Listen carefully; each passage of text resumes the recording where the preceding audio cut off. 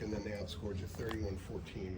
What were 1, 2, 3 things that went wrong during that stretch for you guys?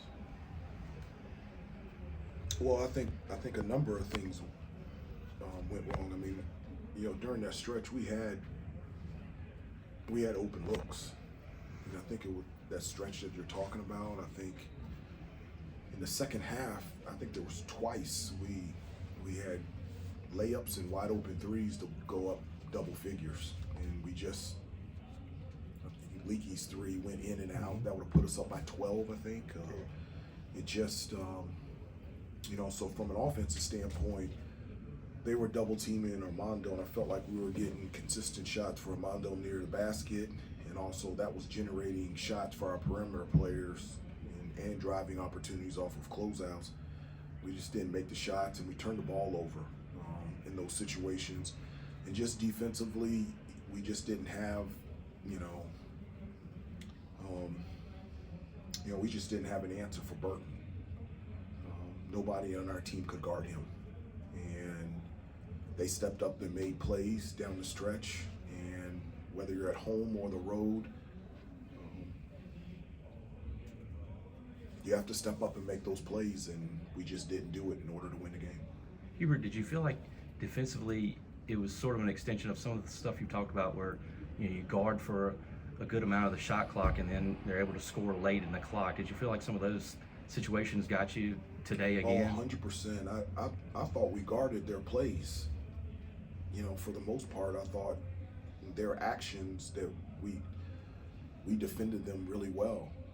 At the end of the day, it comes down to one-on-one, and can you stop this guy from scoring? And one of the things that we always talk about is discipline and details, and I can't remember how many outside jump shots that we fouled. I think twice we fouled 3-point shooters, and that resulted in 4 points. That would have been big for us today. A number of times we always talk about shot fakes, stay down. We went for shot fakes. They were able to get and one situations, be able to score. And so I felt like we guarded their plays really well. But it's very difficult to win when you give 42 points in the paint. One of the things that we've talked about is protecting the paint, no layups and dunks, and you give a team 42 points in the paint. That's very hard to overcome, home or on the road. What did you feel that Burton did that was special to get past you guys? He didn't do anything special. He just drove it. He's a guy that likes to attack the basket, attack the paint. He can make a three, but his strength is, he has athleticism, he's strong, and so it's a problem. You put a bigger guy on him, he's quick enough and small enough to go around him. You put a smaller guy on him, he's big enough to post him up and get to his spot, and so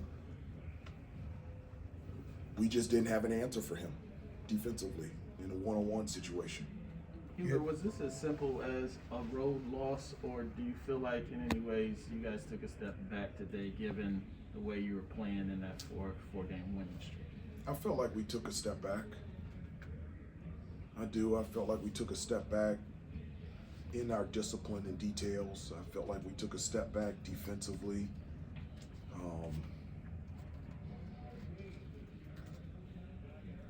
I feel like we took a step back in the consistency of doing that for long stretches, and when you have multiple chances to get it to double figures. And one of the things that I said, how many times did they score off of our mistakes? And those are things that you just can't do. And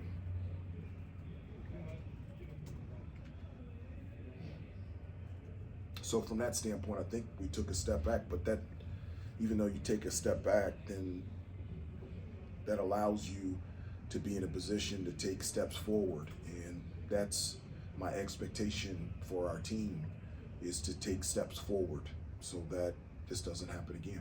You had DeMarco in there for a long stretch late. What were you looking to get from him during that sequence? Two things. One, defensively, and two, another guy out there that can make a shot from the perimeter.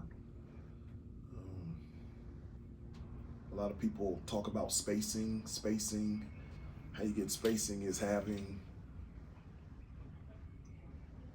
shooters. And in the first half, I think we had 6 threes. In the second half, the only 3 we made was Caleb's bank. And so we just weren't shooting the ball well from the outside and just looking for somebody to be able to knock down a jump shot or be able to make a play. And we took good shots in those situations. We just didn't make them.